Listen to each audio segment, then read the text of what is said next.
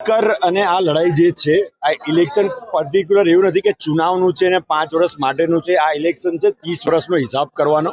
30 વર્ષ વડોદરા શહેરને જે રીતે લૂંટવામાં કોઈ કમી બાકી નથી રાખી, જે રીતે શમશાનના લાકડામાં પણ લૂંટવામાં આવે છે અને સંપૂર્ણ રીતે જે રીતે શહેરને નુકસાન પહોંચાડવામાં આ લોકોએ કોઈ કરકસર બાકી નથી રાખી. વિશ્વામિત્રીમાં ભ્રષ્ટાચાર, સંપૂર્ણ જગ્યાએ ભ્રષ્ટાચારના ભ્રષ્ટાચારની લડાઈમાં કંઈક ને કંઈક શહેરના નાગરિકો હોમાયા છે અને એ લોકોના હક માટે, એ લોકોના અધિકાર માટેની આ લડાઈ છે. આવનાર સમય ચૂંટણીનો જંગ પ્રજા વર્સિસ ભાજપ છે.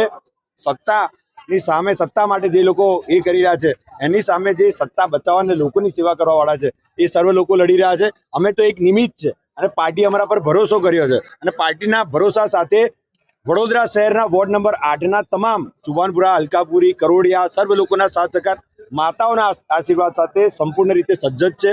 આવનાર ચૂંટણીમાં સામદામ દંડ ભેટ ટેકનોલોજીનો પણ ઉપયોગ કઈ રીતે થાય, માઇક્રો પ્લાનિંગ સાથે પણ અમે લોકો સતત તૈયાર છે અને એની માટે જ આજે કલેક્ટર સાહેબને ત્યાં અમે ફોર્મ ભર્યું છે.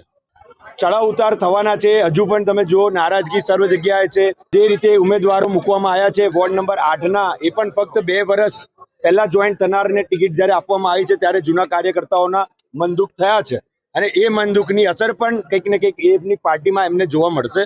તદુપરાંત વડોદરા શહેરના સર્વ નગરજનોના પણ આશીર્વાદ સર્વ લોકોએ નક્કી કર્યું છે, મક્કમ કર્યું છે કે આ વખતે લડે એવા લડાયકો અને અવાજ ઉઠાવે એવા લોકોને જરૂર છે. ત્યારે અમને વિશ્વાસ છે કે અમે બહુમતીથી જીતીશું.